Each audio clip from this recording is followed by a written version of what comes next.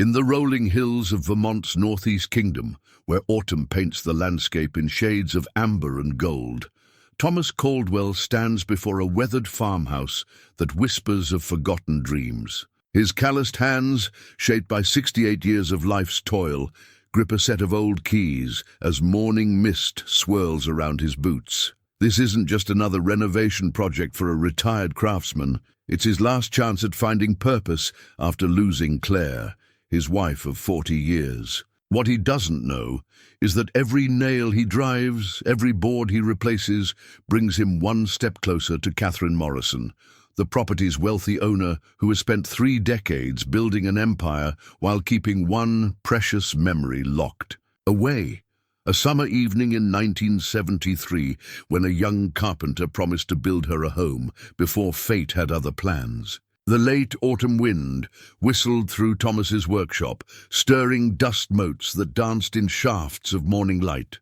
He stood before Claire's potting bench, running weathered fingers along the smooth wood he'd shaped for her 20th anniversary. A gift, dried lavender stems, still hung from the rack above, their faded purple buds clinging to summer's memory. "I know, sweetheart," he murmured, carefully lifting a leather-bound journal from the bench. Time to start letting go. The journal's pages were thick with pressed flowers and Claire's neat handwriting, each entry a testament to her methodical nature.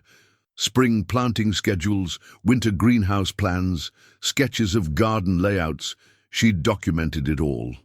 Thomas smiled at a pressed forget-me-not, remembering how she'd tease him about his inability to tell weeds from her precious perennials. 6 months since the funeral, and he still caught himself turning to share observations with her. The way the morning light caught the copper wind chimes she'd hung, the first frost painting the windows in delicate patterns, the cardinal pair that still visited her bird feeder every morning. Thomas placed the journal in the keep box, one of dozens scattered across the workshop floor. Claire had always said he'd need a project to keep him going if she went first. "You've got too much love for beautiful things to let them gather dust," she'd told him during those final weeks in hospice, her voice weak, but her eyes still bright with conviction. He'd promised her he'd try, but these past months had passed. In a fog of half-finished repairs around his house, small tasks that filled hours without purpose, the local handyman jobs he'd taken felt hollow, lacking the satisfaction of true craftsmanship that had defined his career. Thomas reached for the morning paper, seeking distraction from memories.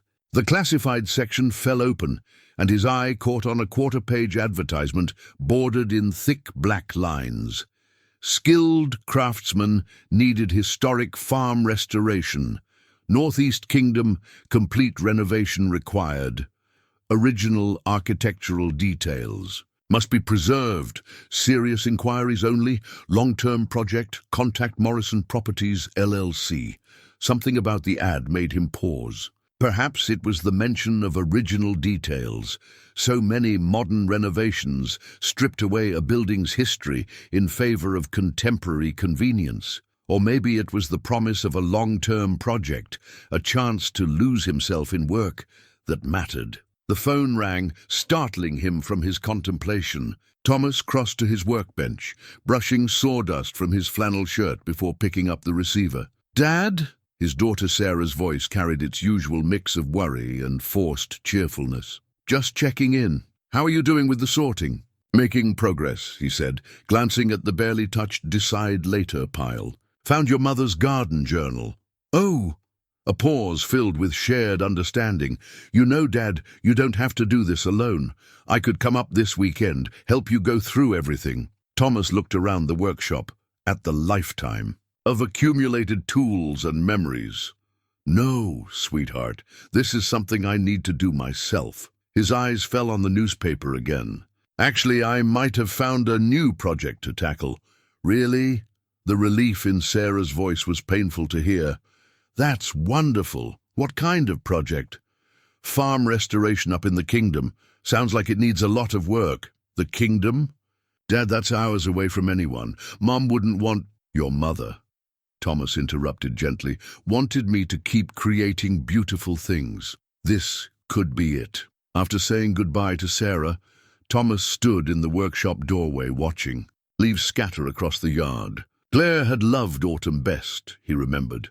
Every ending is just another beginning in disguise, she'd say, collecting the brightest leaves for pressing. He crossed back to his workbench and picked up the phone again, dialing the number from the advertisement. As it rang, his eyes fell on a small brass key hanging on the wall, the key to their first home together, the one he'd restored for Claire when they were newlyweds. Perhaps it was time for one more beginning. A crisp, professional voice answered. "Morrison Properties, how may I direct your call?" Thomas squared his shoulders. "I'm calling about the farm restoration project. My name is Thomas Caldwell. I'm a master craftsman with 50 years' experience in historic renovation." As he spoke, sunlight broke through the clouds, illuminating Claire's potting bench and the garden journal resting atop his keep box. For the first time in months, he felt the stirring of something like purpose. The gravel crunched under Thomas's truck tires as he pulled up to the farm's entrance. He'd left before dawn, watching the sunrise paint the mountains during his drive north. Now, morning fog clung to the valley below, while the farmhouse stood, sentinel on its gentle rise, silhouetted against the brightening sky. An old toolbox rode shotgun, the same one he'd carried to his first job as an apprentice carpenter. He reached inside, fingers finding the worn edges of his original certification, still preserved in its leather holder. 1973, another lifetime ago. A sleek silver sedan was already parked in front of the house. As Thomas stepped out of his truck, a young woman in a sharp business suit emerged from the car, tablet in hand. "Mr. Caldwell? I'm Rebecca Chen, property manager for Morrison Properties." Her handshake was firm, professional. "Thank you for making the drive. We've had several contractors look at the property, but none with your restoration experience." Thomas nodded, his attention drawn to the farmhouse's weathered facade. The bones were good, he could tell even from here. Original post and beam construction, if he had to guess. The kind of craftsmanship that had drawn him to this trade in the first place. "Shall we?" Rebecca gestured toward the front porch. The steps creaked familiarly under his weight. Thomas ran a hand along the railing, noting the distinctive profile of the balusters. Something tickled at his memory, but he couldn't quite place it. "The property has been in Miss Morrison's family for generations," Rebecca explained, unlocking the front door. "She's very particular about maintaining its historical integrity." Inside, morning light filtered through grimy windows, illuminating rooms that whispered of faded elegance. Thomas moved slowly through the space, his experienced eye cataloguing. Needed repairs, water damage around the windows, settling in the northeast corner, worn floorboards that would need replacing. But it was the craftsmanship that kept drawing his attention. The careful joinery in the exposed beams, the hand-carved details on the fireplace mantel, the precise angle of the staircase banister. "These techniques," he murmured, more to himself than Rebecca. "I haven't seen work like this since." "Is something wrong?" Rebecca asked, looking up from her tablet. Thomas shook his head. "No, just familiar, somehow." "Mind if I check the basement? Foundation issues often start there." The basement stairs were solid, despite their age. Thomas ran his flashlight along the stone foundation, noting areas that would need repointing. But it was a wooden support, post that stopped him short. There, carved into the aged oak, was a set of initials he hadn't thought about in decades. TC plus KM. "Mr. Caldwell?" Rebecca's voice floated down from above. "I've just received some additional specifications from Miss Morrison. She's very interested in preserving the original carpentry details, particularly in the front rooms." Thomas's thumb traced the carved letters, heart beating a little faster. It couldn't be. After all these years. "Coming!" he called up, forcing his voice to remain steady. As he climbed the stairs, he noticed an envelope tucked into the mail, slot by the front door. The handwriting on it was elegant, feminine, and achingly familiar. Rebecca was tapping at her tablet. If you're interested in the project, we can discuss timeline and budget.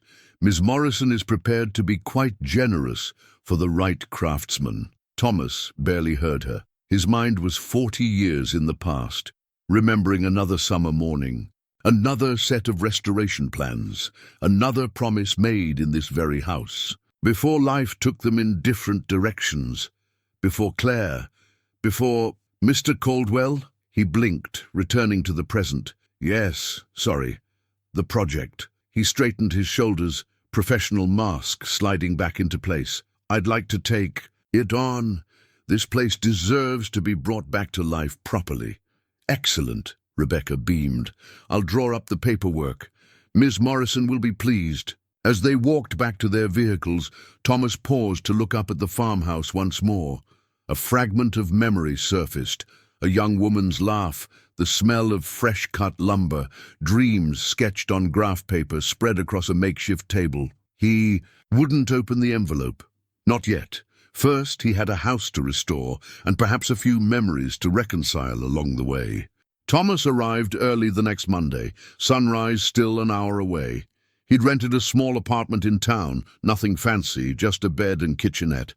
But it felt right to be first on site. Claire would have called it his craftsman's ritual. This quiet moment before beginning a new project. He set up his work lights in the front parlor, their harsh glow catching dust motes in the air. The room's original wainscoting needed attention first.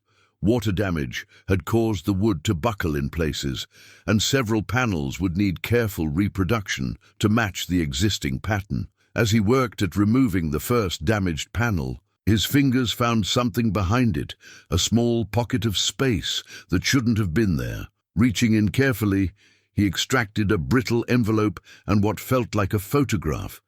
The work light revealed a Polaroid, its colors faded, but still distinct, a construction site, scaffolding rising against summer blue sky. And there, in the corner of the frame, a young man in work clothes bent over blueprints with a woman whose red hair caught the sunlight like copper wire. Thomas's hands trembled slightly. He hadn't seen that shade of red since 1973. The screen, Doctor creaked, startling him. "Morning," called a cheerful voice. "Brought you some coffee. Oh, sorry, didn't mean to interrupt." Martha Whitaker, owner of the general store down in the village, stood in the doorway with 2 steaming cups. She'd insisted on this morning ritual when she'd heard he was staying in town, claiming it was just neighborly. "Not interrupting," Thomas said quickly, slipping the photo into his shirt pocket. "Coffee sounds perfect, thank you," Martha said. The cups on his work table, eyeing the dismantled wainscoting. "Lord, I haven't seen inside this place in ages. Catherine's mother used to host the best Christmas parties here, back when—" She trailed off, looking around the room.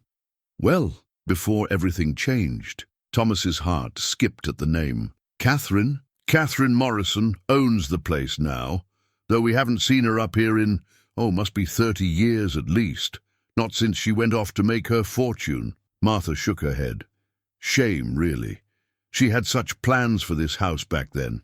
She and that young man she was seeing, a carpenter if I remember right. They were going to restore it together. Thomas sipped his coffee, grateful for something to do with his hands. What happened? Oh, the usual small-town story. He had obligations elsewhere. She had ambitions in the city. Sometimes life just— Martha gestured vaguely. But look at me, gossiping like an old biddy. You didn't come here for ancient history. But he had, Thomas realized. He just hadn't known it until now. After Martha left, he returned to the wainscoting, working methodically, despite the memories crowding his mind. By mid-morning, he'd removed all the damaged panels, revealing more treasures in the process. A penciled note about paint colors, a scrap of blueprint, a hardware store receipt from 1973. You've made good progress. Rebecca's voice came from the doorway. She'd switched her usual business suit for more practical jeans and a sweater. Ms. Morrison will be pleased. She asked me to drop off some additional reference materials. She handed him a folder containing detailed photographs of the house's original features. Thomas flipped through them, recognition hitting him like a physical blow. He'd taken these photos himself that summer long ago, documenting every detail they'd planned to restore. "Is everything all right?" Rebecca asked. "You look like you've seen a ghost." In a way, he had. The young man's reflection in an original. Mirror, camera raised. Catherine's hand pointing out a detail he'd nearly missed. Their shared dreams captured in Kodak moments, preserved like pressed flowers in Claire's garden journal. "Just remembering something," he managed. "About a similar project." Rebecca nodded, though her expression suggested curiosity about what wasn't being said. "Well, I'll let you get back to it. Oh, and there's a historical society meeting tonight at the library. They're quite interested in the restoration. Might be worth stopping by." After she left, Thomas sat on his work stool, the folder open in his lap. He pulled out the Polaroid from his pocket, comparing it to the professional photographs. Same house, same features, same dreams, separated by decades of choices and chances not taken. Claire would have understood this moment. She'd always known. There was something unfinished in his past, though he'd never told her the whole story. "We all have roads not taken," she'd said once. "They're part of what makes us who we are." Thomas stood, tucking both the Polaroid and the folder into his toolbox. Outside, a morning rain had begun to fall, drawing out the rich scent of old wood and possibilities long dormant. He picked up his measuring tape, ready to begin crafting replacement panels. The past might be speaking to him through these walls, but for now he had a house to restore, one piece at a time, just as he'd learned all those years ago. A week into the restoration, Thomas ventured into the overgrown gardens. He'd been avoiding them, partly because the interior needed immediate attention, but mostly because gardens had been Claire's domain. Still, the property manager's latest note had been specific. Ms. Morrison requests that the original garden features be preserved, particularly the rose trellis on the east side. The morning fog was just lifting as he pushed through shoulder-high weeds. Claire's garden journal sat in his back pocket. He'd started carrying it with him, a habit he couldn't quite explain. Perhaps because its pages held more than just planting. Records. They held her wisdom about growing things, about patience, about letting beauty emerge in its own time. He found the trellis half hidden behind a massive hydrangea. The sight stopped him cold, hand-forged iron, each spiral and curve familiar as his own signature. Because they were his signature, he'd made this piece himself, a lifetime ago. "I didn't expect anyone to be here so early," came a voice behind him. Thomas turned to find a woman in her early 30s, her red hair catching the morning light in a way that made his chest tighten. Catherine's daughter. Had to be. The resemblance was striking. "Emma Morrison," she introduced herself, extending a hand. "I'm helping oversee the restoration while my mother's abroad. You must be Mr. Caldwell." Thomas shook her hand, grateful. His own wasn't trembling. "Thomas, please." He gestured to the trellis. "I was just examining the ironwork." Emma ran her fingers along one of the spirals. "Beautiful, isn't it? Mom always said it was made by someone special, though she never told me who. She insisted it be preserved when we started talking about restoration." Thomas turned back to the trellis, using the moment to compose himself. "It's good work, solid craftsmanship." The words felt inadequate for something he'd poured so much hope into. Once upon a time. "Mum's been very specific about certain elements of the restoration," Emma continued, pulling out her phone. "She emails daily about the details, the window seats in the library, the carved newel post on the main staircase, this trellis." She glanced up at Thomas. "It's odd, actually. She hasn't been here in decades, but she remembers every inch of this place." Of course she did. They'd mapped it out together that summer, every dream and detail sketched on paper that had long since yellowed with age. "Sometimes places stick with you," Thomas said carefully, "especially if they hold important memories." Emma's expression shifted, curiosity flickering across features so like her mother's. "Did you know this area back then? In the 70s? Before Thomas could formulate a response, Rebecca appeared at the garden gate, tablet in hand. "Emma, I didn't know you were coming by today. Your mother just sent over more specifications for the garden restoration." "Let me guess," Emma smiled. "Something about the heritage roses that used to grow here." Thomas pulled Claire's journal from his pocket, flipping to a page where she'd pressed and catalogued different rose varieties. "These kinds of roses?" he asked, showing them a carefully preserved bloom. Both women leaned in to look. "Exactly!" Rebecca exclaimed. "How did you know?" "My late wife was a gardener," Thomas explained. "She kept detailed records. These varieties were popular for historic properties."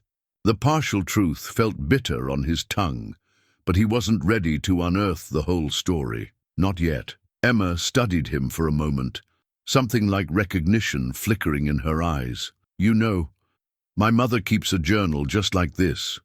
She taught me about heritage roses when I was little, though we lived in the city by then. Said she learned about them during a special summer. Long ago." Thomas's hands tightened on Claire's journal. In his mind, he could see Katherine bent over a similar book, red hair falling forward as she sketched out garden plans, while he worked on the trellis design. They'd spent hours discussing how the roses would climb the ironwork, how their blooms would frame the morning light. "Mr. Caldwell?" Rebecca's voice brought him back to the present. "Would you be willing to oversee the garden restoration as well?" Ms. Morrison was quite insistent about finding someone who understands historical plantings. The irony almost made him laugh. Instead, he nodded. "I learned a thing or two from my wife. I'd be happy to help." As they walked back toward the house, Emma trailing behind to take photos of other garden features, Thomas allowed himself one more look at the trellis. The iron had weathered well, its twists and turns still speaking of possibility, of dreams, once shared on summer evenings. Claire's voice seemed to whisper from the pages of her journal. Everything blooms again, in its own season. He hadn't understood what she meant. Not really. Not until now. "Oh," Emma called out, "Mom's asking if we found something called the apprentice's trellis. Does that mean anything to you?" Thomas kept walking, his voice steady. "Tell her it's still standing. Tell her it's waiting for the roses to return." The barn's restoration couldn't wait any longer. Thomas had been putting it off, focusing on the house's immediate needs, but the latest structural assessment made it clear the main support beam needed replacement before winter. He stood in the cavernous space, morning light streaming through gaps in the weathered boards, illuminating dust motes that danced like memories. "Need a hand?" Emma's voice echoed from the doorway. She'd taken to stopping by in the mornings, her curiosity about the restoration growing with each visit. Like her mother, she had an eye for detail that made Thomas both grateful and wary. "Wouldn't mind someone to hold the other end of the measuring tape," he replied, pulling the metal ribbon from his tool belt. They worked in comfortable silence, Emma marking measurements in a notebook while Thomas assessed each beam. The original construction was impressive, mortise and tenon joints, each one telling a story of skilled hands and careful planning. "Mom's been asking about the barn's progress," Emma said casually, too casually. She seemed particularly interested in the northeast corner, something about original markings that should be preserved. Thomas's heart stuttered. The northeast corner, where he and Katherine had carved their initials one evening, drunk on summer air and possibilities. He'd almost convinced himself he'd imagined finding them in the basement. "Your mother has a remarkable memory for details," he managed.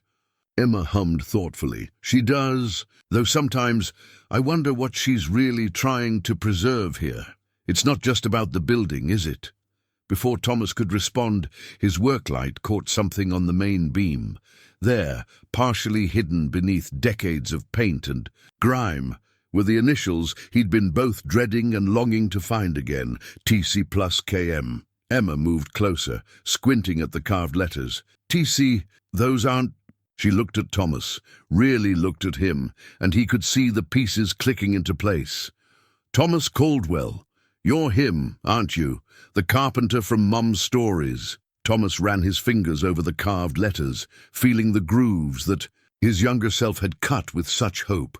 "It was a different time," he said softly, "a different life. She never said your name, but she told me about that summer, about plans for this place, about a craftsman who understood the soul of old buildings." Emma's voice was gentle, free of judgment.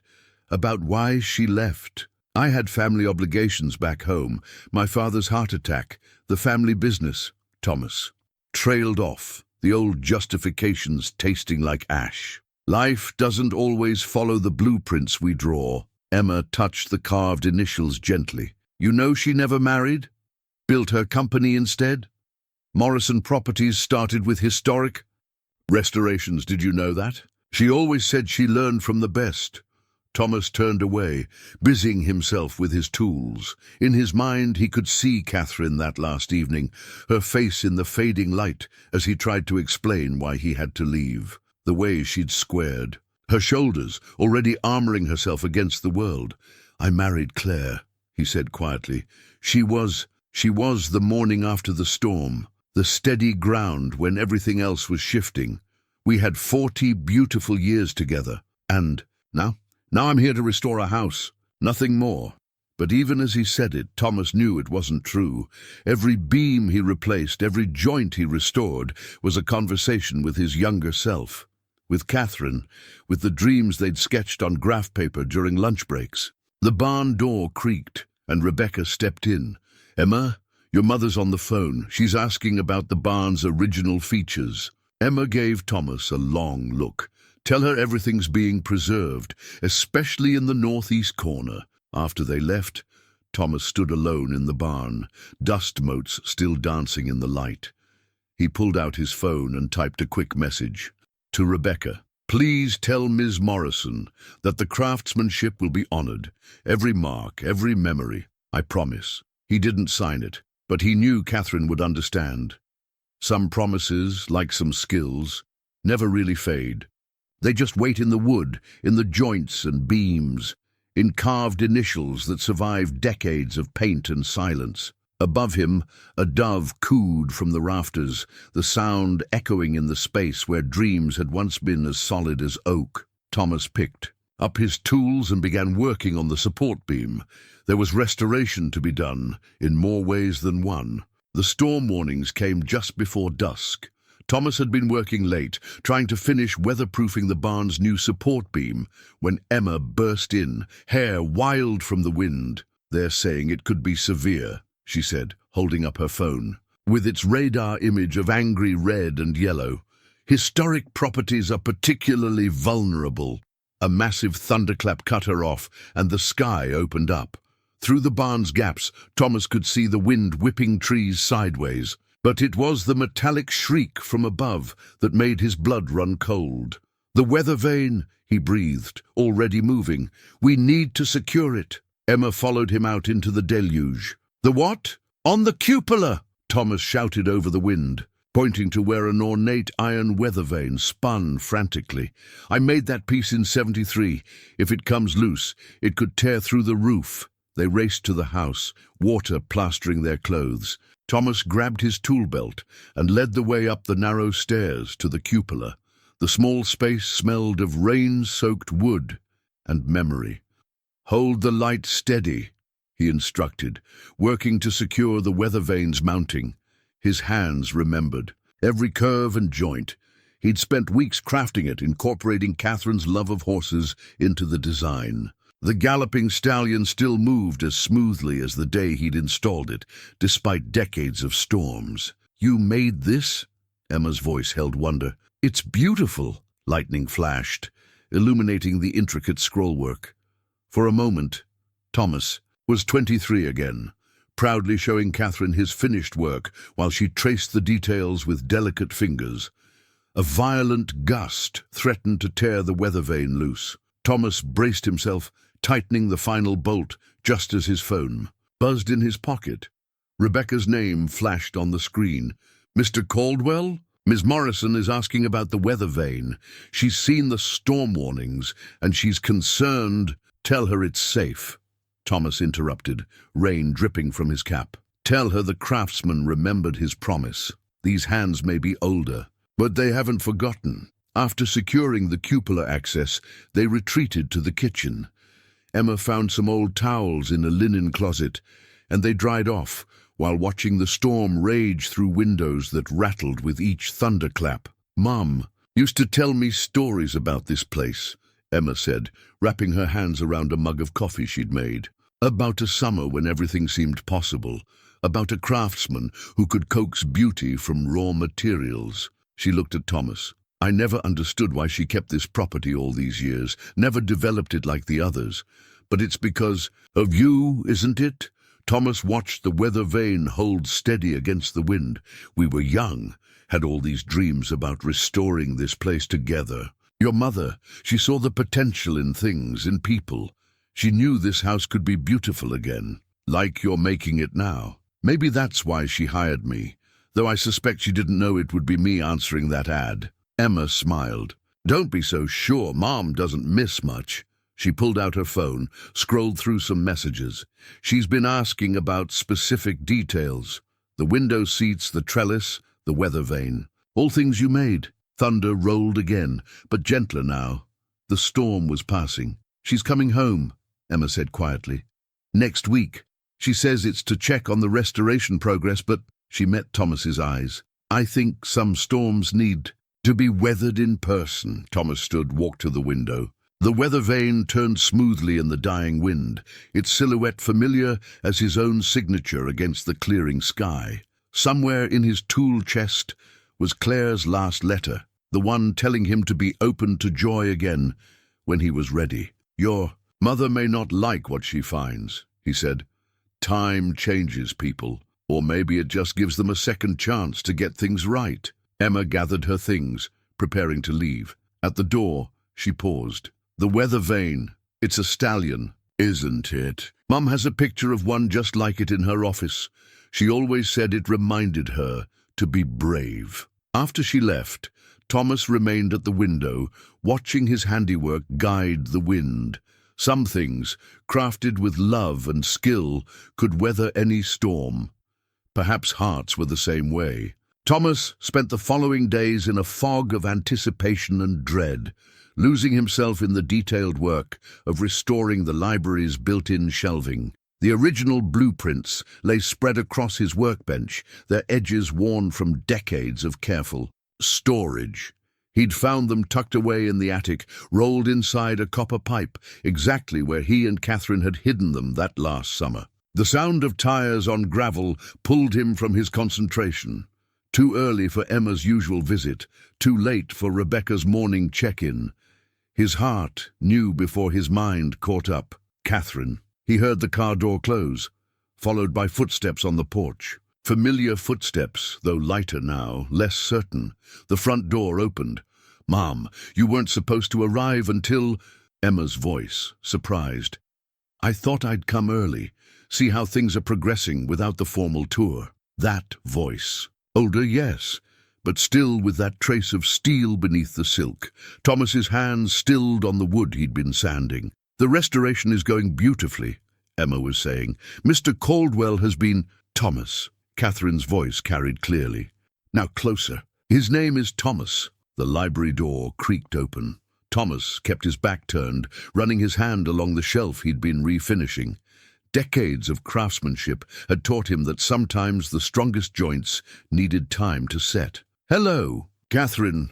He turned then, and time seemed to fold in on itself. She stood in the doorway, elegant in a charcoal suit that couldn't quite hide the girl who'd once sat cross-legged on sawdust-covered floors, sketching dreams on graph paper. Her red hair had silvered at the temples, but her eyes were the same, clear, direct, seeing everything. "You didn't tell me it was him," Catherine said to Emma, though her gaze never left Thomas. "Would you have come if I had?" Catherine's smile held decades of complicated emotions. "Probably not this soon."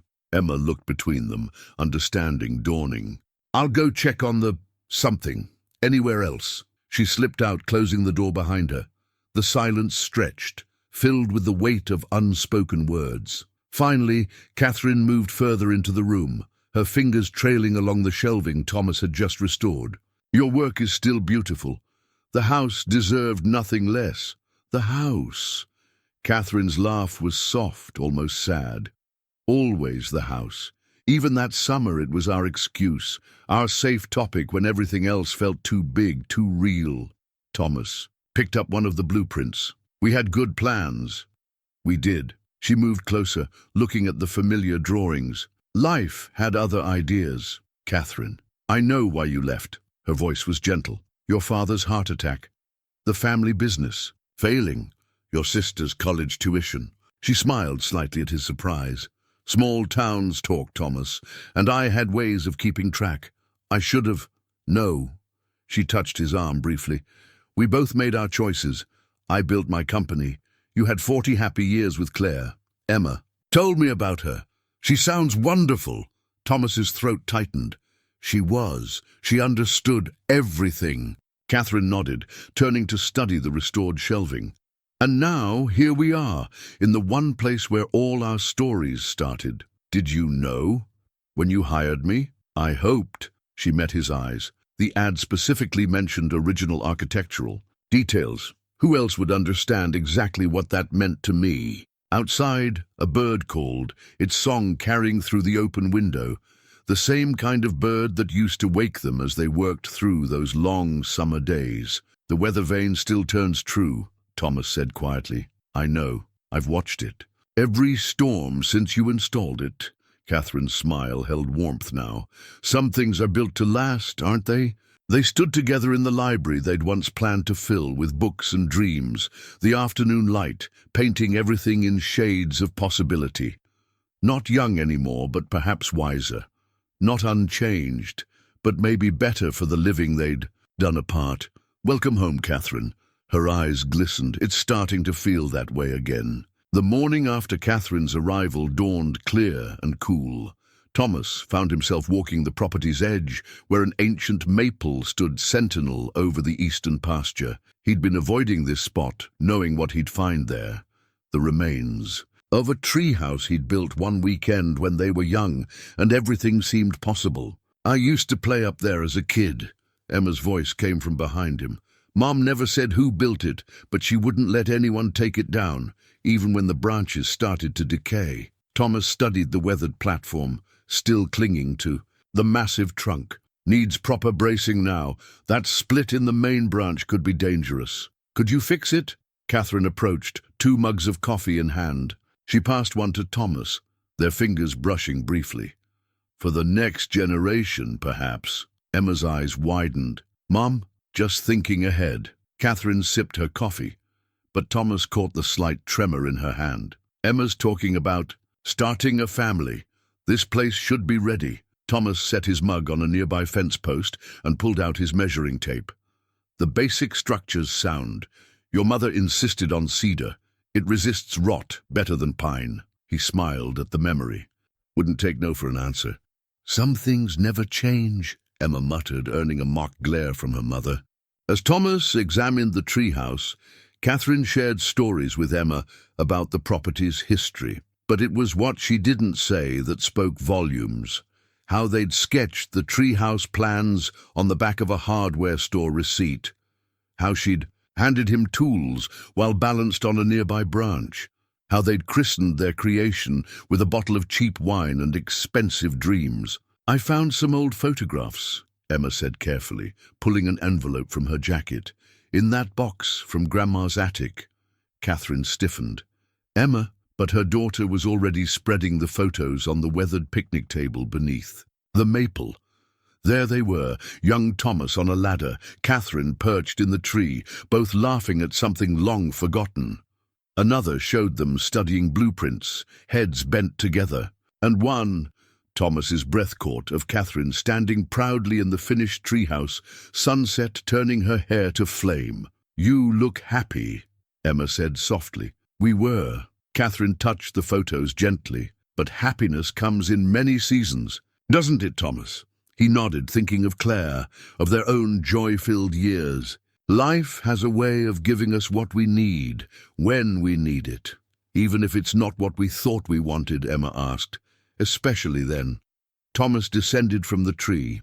The structure needs work, but it can be saved. Might need to add some additional support here. He pointed to the split branch, and replaced some of the decking, but the bones are good. Like the house, Katherine murmured. Like a lot of things. Thomas met her eyes. Sometimes what looks broken just needs someone to see the strength that's still there. Emma gathered the photos, pausing at the last one. Mom, you never built another tree house. In all the properties you developed, all the homes you restored. Some things you only do once, Katherine said, with the right person at the right time. A wind rustled through the maple's leaves, carrying the scent of autumn and possibility. Thomas found himself reaching for his tool belt. If we're going to restore this properly, we'll need more than just basic repairs. A proper railing here, maybe a small roof extension. His hands sketched shapes in the air. Make it safe for the next generation. Katherine's smile held a lifetime of understanding. Always the craftsman, always the dreamer, he countered softly. Emma looked between them, then at the treehouse above. You know, I think I'll go check on that garden trellis, make sure yesterday's wind didn't damage it. She squeezed her mother's hand before walking away, leaving them with their memories and the promise of new possibilities. Thomas pulled out his notebook, the same one he'd used throughout the restoration, and began sketching. Katherine moved closer, her shoulder brushing his as she watched the design take shape, just like before, but different now, weathered but stronger for the years between. Above them, the maple's leaves whispered stories of what was, what could have been, and what might still be. The afternoon turned humid, threatening rain. Thomas retreated to his workshop in the restored section of the barn, organizing tools while his mind wandered. He'd been avoiding the old wooden chest in the corner, his original toolbox from that. Summer discovered in the barn's loft. But today, something pulled him toward it. The hinges creaked in protest as he lifted the lid. Beneath layers of sawdust and memories lay a yellowed envelope, the address written in his younger hand.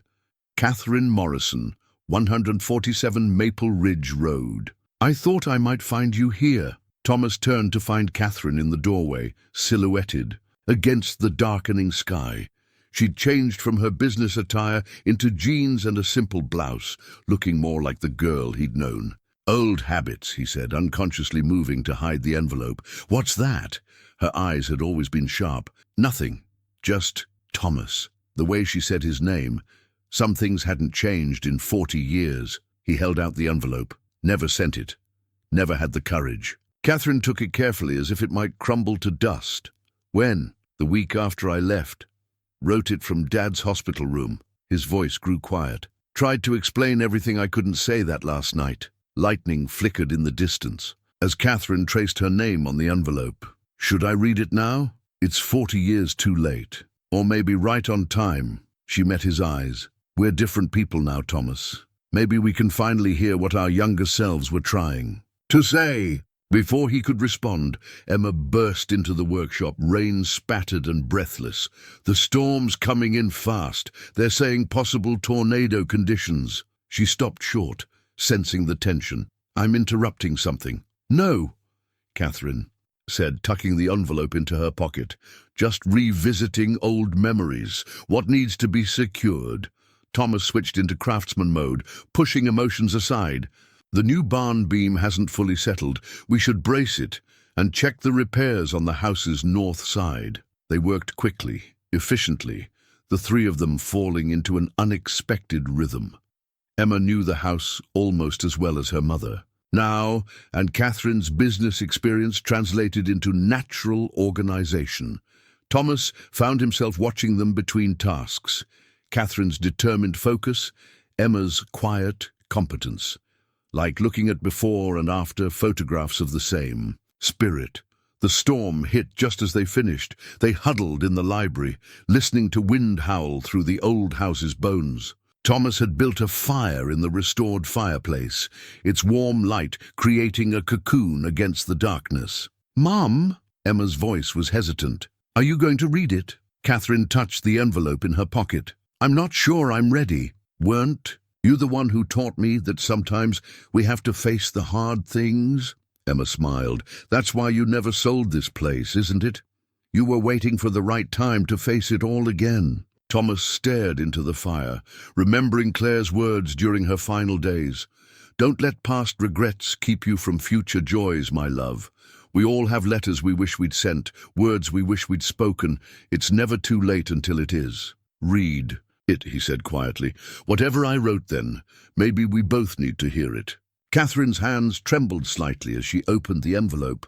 The paper was fragile with age, the ink faded but legible in the firelight. Dear Katherine, she began, her voice steady despite the emotion in her eyes. I'm sitting beside my father's hospital bed, watching him breathe, and all I can think about is the look in your eyes when I told you I had to leave.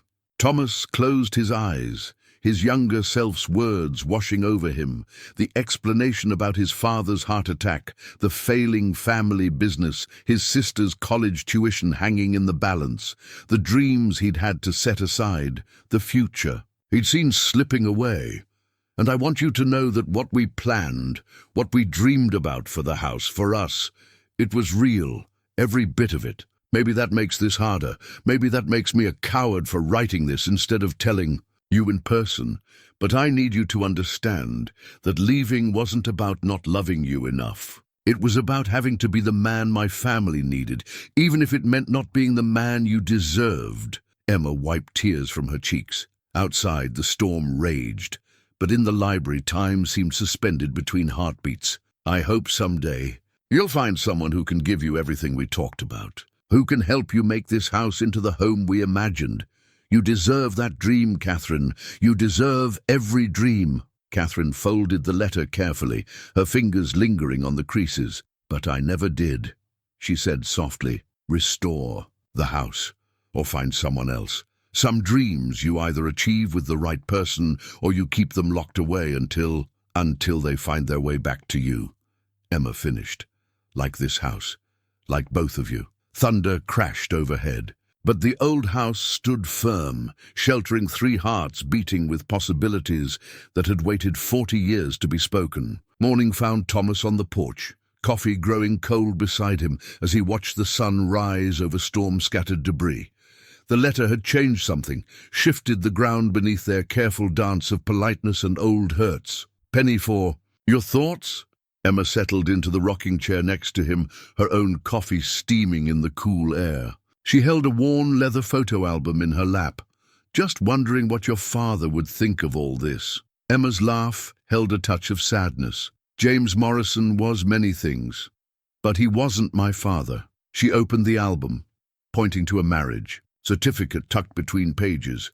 Mom never married, built her empire instead, as she likes to say. Thomas's hands gripped his mug tighter. I always assumed that she moved on, found someone else. Emma shook her head. She tried, I think. There's a reason I'm Emma Katherine Morrison, not Emma Morrison something else. She turned pages in the album, revealing photographs of a younger Katherine, always professional, always alone. I was a choice she made, a way to have family without compromising who she'd become. The donor was an architect. Catherine's voice came from the doorway.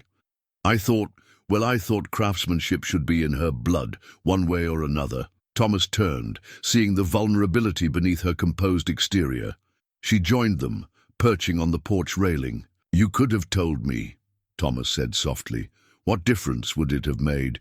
You had Claire, a family, a life built with love and care. Katherine smiled at Emma. And I had this amazing daughter who inherited my stubbornness and a stranger's. Eye for design. Emma snorted.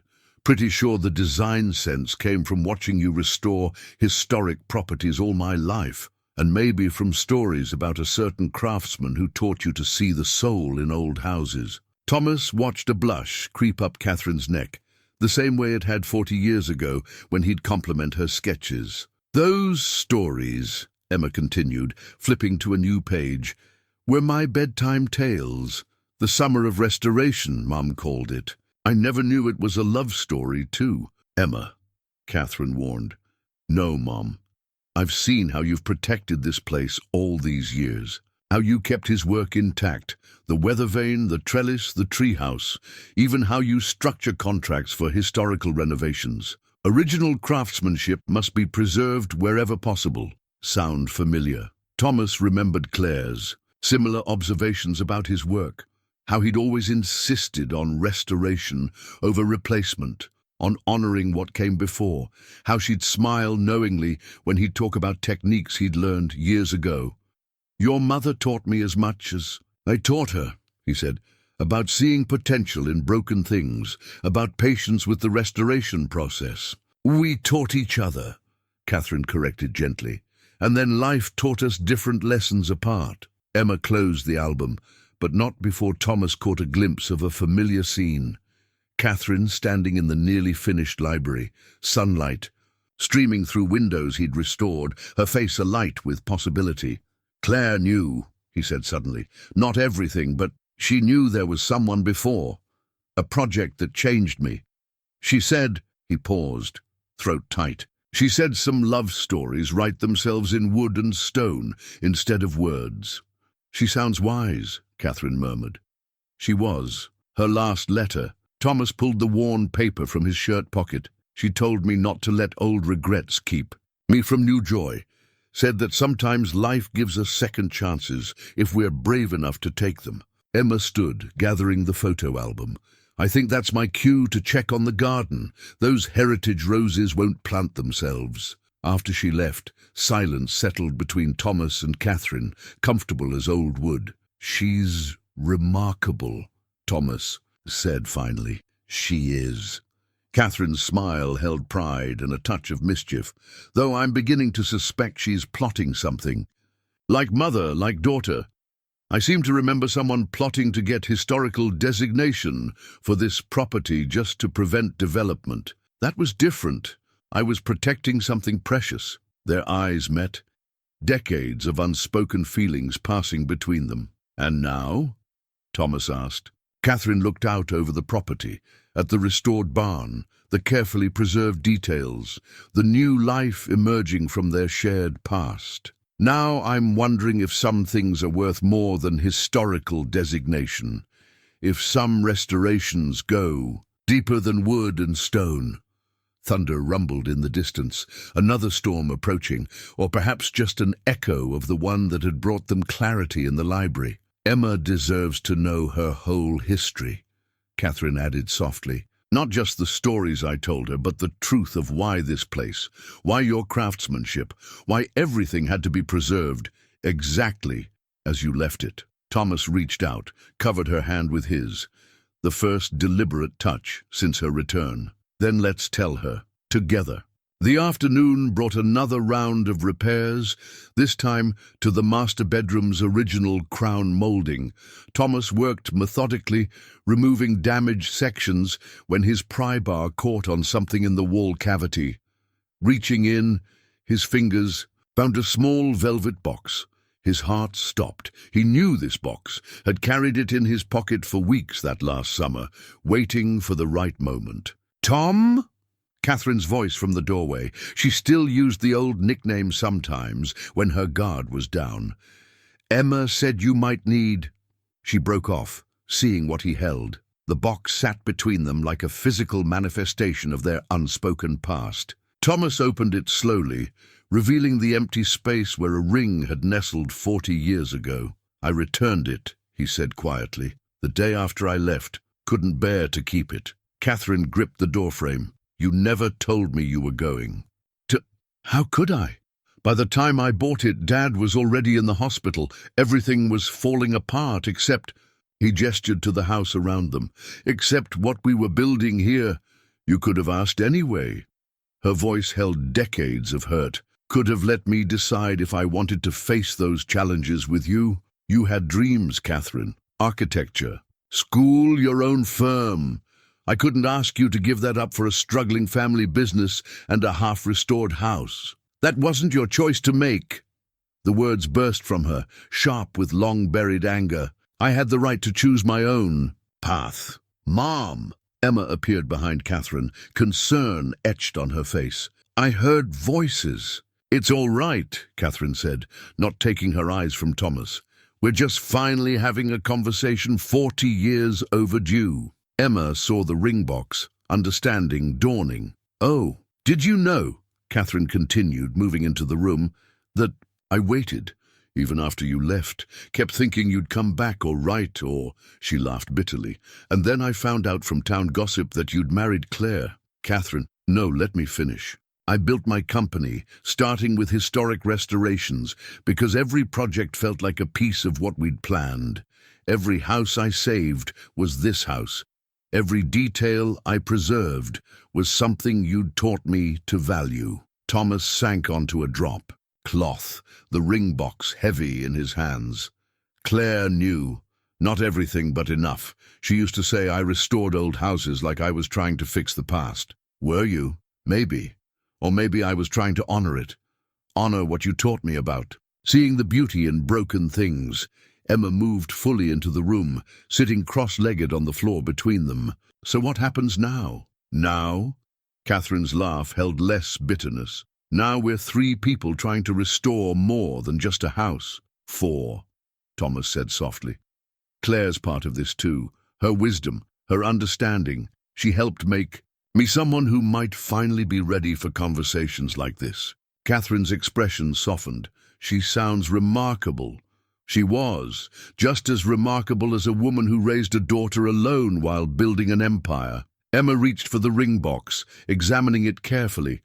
"You know what this reminds me of? That story you used to tell me, Mom, about how sometimes the most precious things in old houses are found in the walls. The things people hide away, hoping someone will find them later and understand." "When did you get so wise?" Catherine asked. "Must be all those bedtime stories about craftsmanship and preservation." Emma stood, brushing dust from her jeans. "I think this belongs to both of you.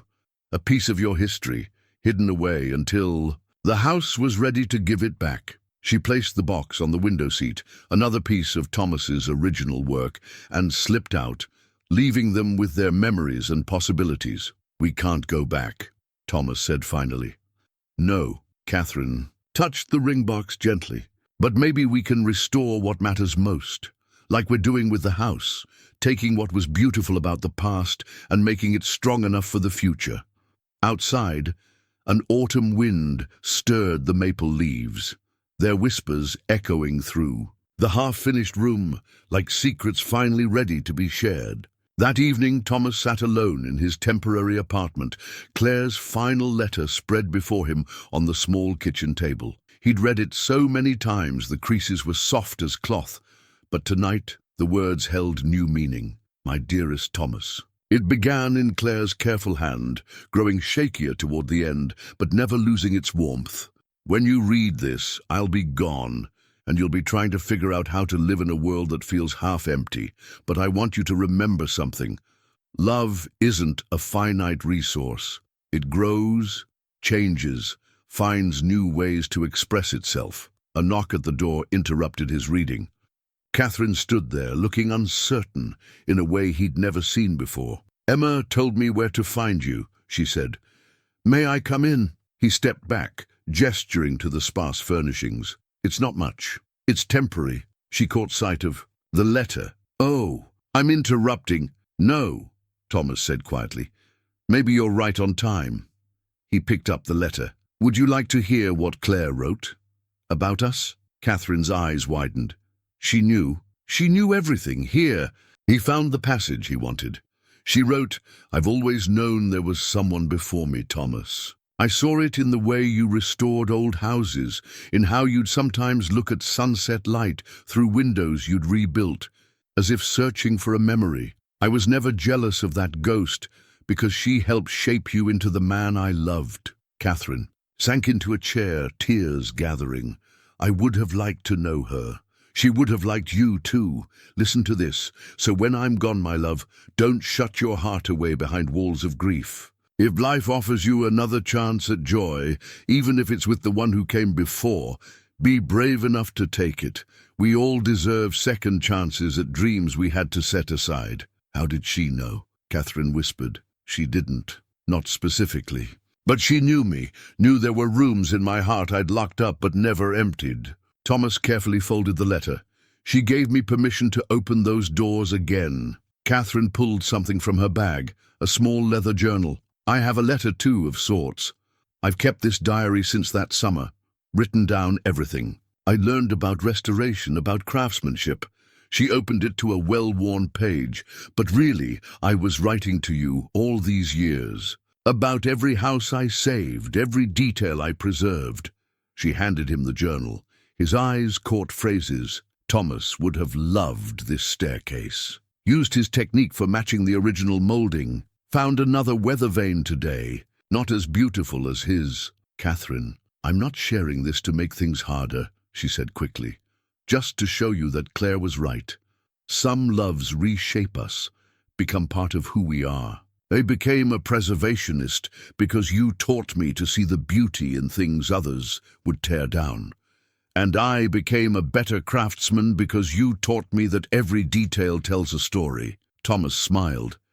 Claire used to tease me about my insistence on historical accuracy, called it my Catherine standard of restoration. A comfortable silence settled between them, filled with understanding rather than regret. Emma wants to learn restoration, Catherine said finally. She's thinking of adding a preservation wing to the company. She has good instincts, and a way of seeing past surface damage to what matters, like her mother, like both of us. Catherine stood, moving to the apartment's small window.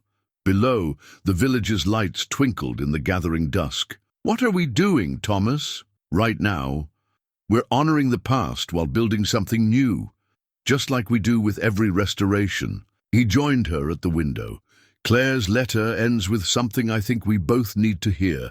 The most beautiful homes are built on foundations of what came before, strengthened by what we've learned, and opened to let in new light. Catherine touched the glass gently. She really was remarkable. Yes, Thomas felt peace settle over him, Claire's wisdom bridging past and present. And so are you. Different seasons, different lights, both illuminating the same heart. Outside, a church bell tolled the hour, its sound carrying clearly through the autumn air, time moving forward, carrying them with it toward whatever lay ahead. The foundation work couldn't be postponed any longer. Thomas stood in the basement with Emma and Catherine, their flashlights illuminating the original stone walls where water damage had taken its toll. These are the original stones we picked, Catherine said softly, running her hand along the rough surface. Spent weeks searching local quarries for ones with the right character. I remember. Thomas knelt, examining the deteriorating mortar. You insisted on that particular granite for the corner blocks. Said they had stories in their veins. Emma played her light across the wall. Can it be saved? The stones are solid. Thomas stood, brushing dust from his knees. It's the mortar that's failing, like any relationship. He caught himself, but Catherine finished the thought. The pieces can be strong, but what holds them together needs maintenance. Emma snorted. Subtle, you two, really subtle. They worked through the morning, carefully removing damaged mortar and preparing for repointing. Catherine had changed into old jeans and a work shirt, reminding Thomas of those first restoration days. She still bit her lower lip when concentrating, still had that look of fierce determination when faced with a challenge. Hand me that trowel, she asked, reaching without looking. Their fingers brushed in the exchange, comfortable now rather than charged with tension. You still remember the technique, Thomas observed, as she scraped old mortar from between stones. Some lessons stick with you, she smiled. Like how you taught me to feel the rhythm of the work, to let the tools become extensions of your hands. Emma watched them from where she was mixing new mortar. Is that why our company's restoration guidelines are so specific about traditional techniques? Guilty, Catherine admitted. Everything I know about historic preservation, I learned that summer, the rest was just building on the foundation. Thomas paused in his work, remembering. You were a natural. Most people see old buildings as obstacles to progress. You saw their potential. I had a good teacher. The best ones are those who want to learn. Their eyes met in the dim light. You taught me as much as I taught you. Emma made a sound, suspiciously like a stifled laugh. Should I leave you two alone with the foundation stones? Hush, you, Katherine scolded, but her eyes danced. Besides, you're the one who needs to learn this. Family business and all. The words hung in the air, full of meaning. Emma's hands stilled on the mortar bucket. Really, Mom, if you're interested. Katherine kept her voice casual, but Thomas heard the hope in it. Thomas, would you be willing to teach her? The way you taught me? The question carried weight beyond simple technique. Thomas looked at Emma, saw the same passion for preservation that had drawn him to Katherine all those years ago. I'd be honored. He gestured to the wall. Come here. First lesson, finding the soul of the stone. They worked together through the afternoon, 3 generations of preservationists sharing knowledge older than any of them. Thomas demonstrated proper pointing technique, while Katherine explained the history of each stone choice. Emma absorbed it all, asking questions that showed she'd inherited both her mother's eye for detail and her determination to do things right. See how these corners lock together. Thomas guided Emma's hand along the joint. The stones were shaped to embrace each other. Even if the mortar fails, they want to hold. Katherine's breath caught audibly. Emma looked between them, understanding dawning. Like people who are meant to restore things together, she asked innocently. Thomas met Katherine's eyes across the beam of their flashlights. Sometimes the strongest bonds are the ones that survive time and weather, that prove themselves against all odds, even if they need repointing. Katherine's voice was soft, especially then. He turned back to Emma. The trick is knowing which bonds are worth preserving, worth the effort of careful restoration. And how do you know? Emma asked, but her question seemed meant for both of them. Katherine answered, her voice thoughtful. When the original work was done with love and skill, when the foundation is sound beneath the surface damage, when what's broken can be mended without losing what made it special in the first place.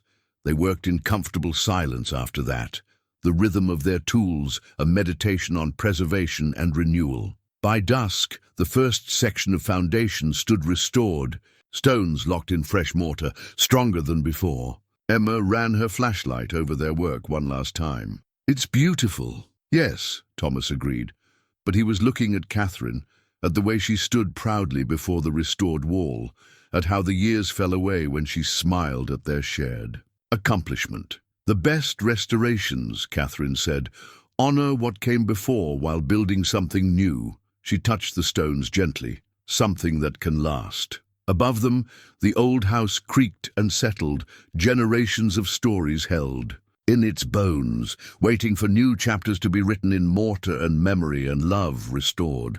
The kitchen was the heart of their original plans. Thomas unrolled the vintage blueprints across the newly restored countertop, weighted down by pieces of the Vermont marble they'd chosen together decades ago. Katherine stood beside him, close enough that he could smell the familiar lavender in her hair. We spent hours getting this layout right, she said, tracing the pencil lines with a finger. Remember how we argued about the sink placement? You wanted it under the window. Thomas smiled at the memory, said doing dishes should come with a view, and you wanted it in the island for better workflow. She laughed softly. We were both so certain we were right. We were both young and stubborn. He gestured to the compromise they'd eventually sketched, a farmhouse sink beneath windows that would face both garden and sunrise, with a prep sink in the island. Sometimes the best solutions come from listening to each other, Emma burst, in waving her tablet. Mom, the board is asking about the property's status. They've seen the restoration expenses. Katherine straightened, business mask sliding into place. What did you tell them? That it's a personal investment. Emma set her tablet down. But they're curious why Morrison Properties' CEO is sinking millions into a farmhouse restoration instead of developing the land. Thomas looked up sharply. Millions? Quality craftsmanship isn't cheap, Katherine said quietly, and I wanted this done right. Katherine, do you know what I did after you left? She turned to face him fully. I took the money I'd saved for our future here and invested it in my first property restoration. Then another and another. Every success went into the next project. People started noticing my attention to historical detail, my insistence on traditional techniques. She touched the blueprint gently. Everything I learned from you became the foundation of Morrison Properties' reputation. That's how I built my fortune, on the principles of preservation you taught me. Emma perched on a stepladder, watching them intently. The board thinks this is a sentimental indulgence, Catherine continued. Maybe it is, but I've spent 30 years building an empire based on what we dreamed up in this kitchen. I think I've earned the right to bring those dreams full circle. Thomas's hands gripped the counter's edge. I never knew. How could you? You were building your own life, crafting beautiful things with Claire. Her voice held no bitterness now, only understanding. We each took different paths to preservation, but they led back here, Emma added softly. Catherine nodded. I've been thinking about the company's future, about legacy. She pulled another set of plans from her portfolio. Emma's idea about a preservation wing got me thinking. What if Morrison Properties created a foundation? One dedicated to teaching traditional restoration techniques, to preserving craftsmanship as much as buildings. Thomas studied the new plans, a training center, workshops, apprenticeship programs. These are beautiful dreams, Catherine. They're practical ones too. She smiled. The industry needs more craftsmen like you, more preservationists who understand that every detail matters. Who better to teach them than the man who inspired it all? Me? Thomas looked between mother and daughter. But I'm just the best restoration craftsman in New England, Emma supplied. The one whose techniques have been the standard for Morrison Properties since its founding. The one who taught me that preservation is an act of love, Catherine said quietly, that every building has a soul worth saving. Thomas walked to the window, the one they'd planned together, where the sink would go. Outside, autumn painted, the landscape in shades of possibility.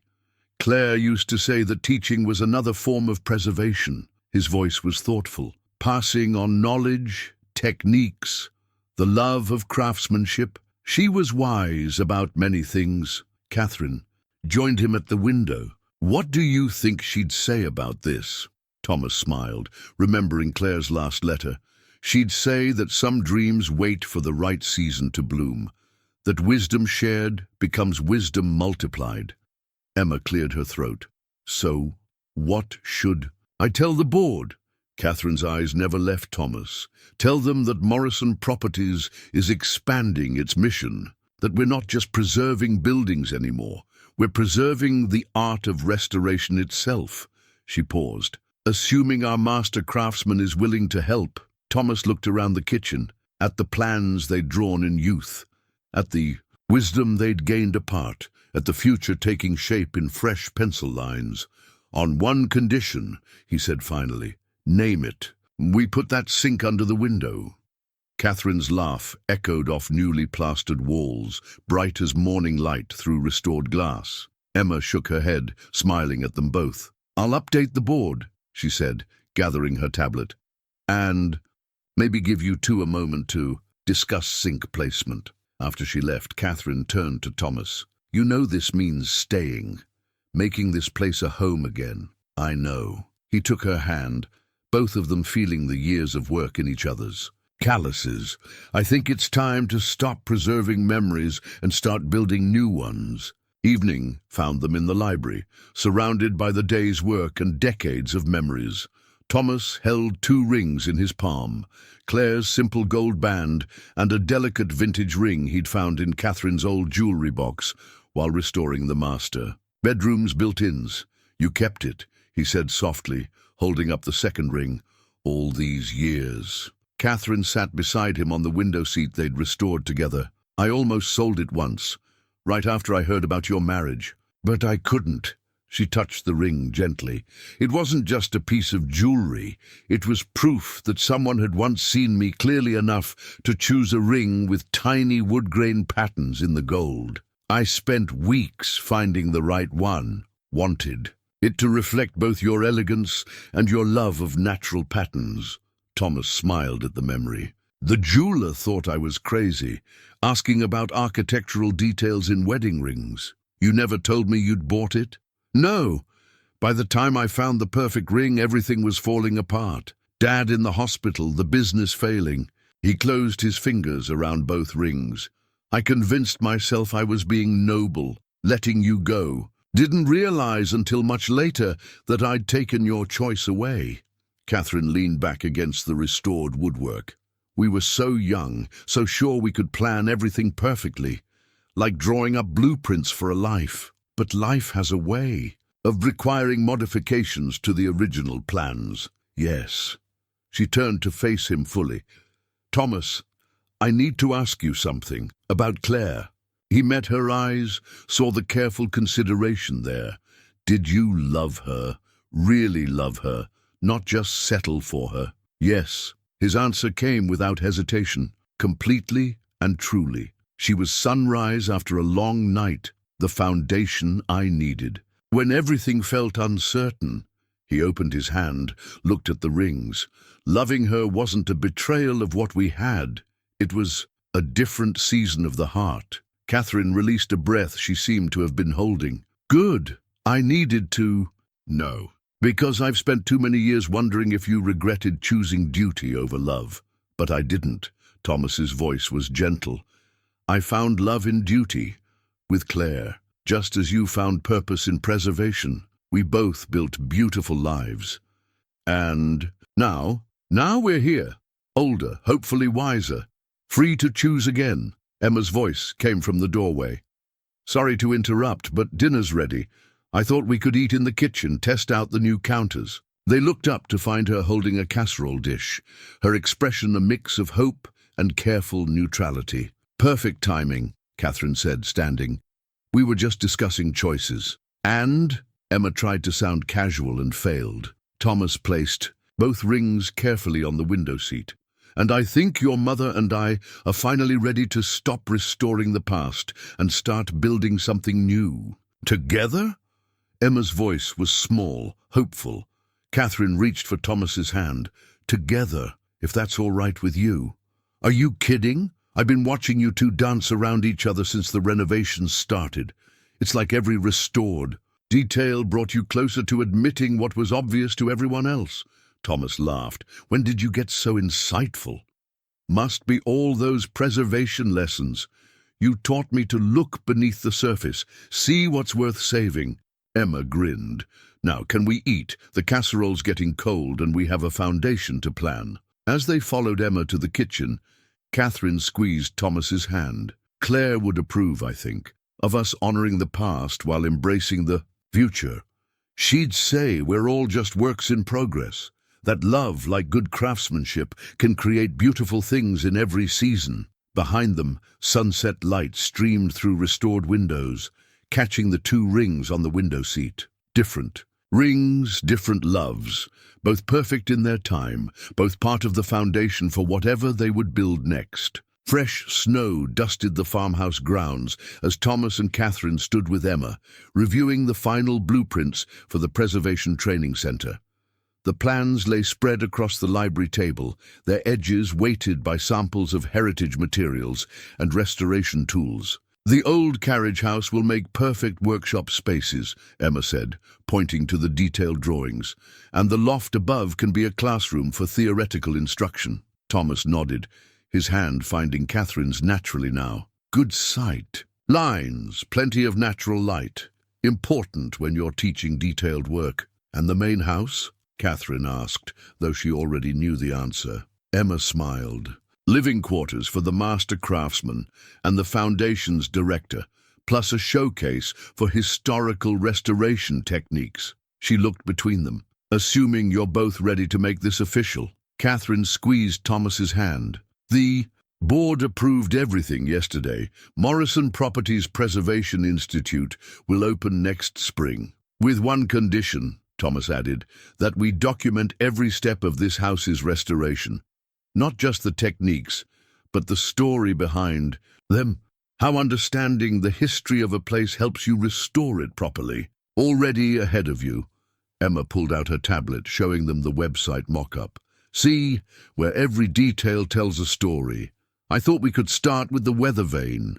Catherine laughed. Of course you did. They walked through the house, together, checking final details. Every room held memories now, both old and new. The kitchen with its compromised sink placement. The library where they'd finally faced their past. The master bedroom where an empty ring box had sparked honest conversations. At the front door, Emma paused. Oh, I almost forgot. The Historical Society wants to do a piece about the restoration. They're particularly interested in how this project brought together two of preservation's most influential figures. She grinned. Should I tell them it's a love story? Tell them it's a restoration story, Thomas said. About how sometimes the things most worth preserving aren't just the buildings, but the dreams they hold. Catherine touched the restored door frame, the first piece Thomas had worked on all those years ago. Tell them it's about learning that some foundations are strong enough to build on, even after decades of weather. You two are impossible. Emma hugged them both.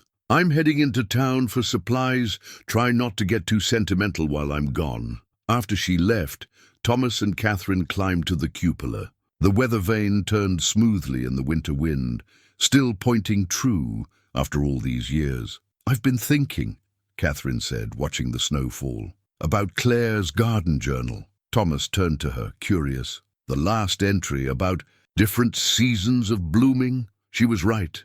Some things need time, need to weather storms and seasons before they can flourish again. Like us, like all of it. This house, our dreams, the foundation. She gestured to the valley below. Come spring, this place will be alive with new craftsmen learning old ways, because you taught me to value preservation, and I built a company that could make it happen. Thomas wrapped his arms around her, both of them watching the landscape. They'd soon fill with future preservationists. We make a good team, always did. Better now, Catherine said softly. We know the value of patience, of letting restoration happen in its own time. Below, Emma's car returned, crunching through fresh snow. They watched their daughter, for that's how they both thought of her now, emerge with armloads of supplies. And blueprints, ready to build something new? Thomas asked.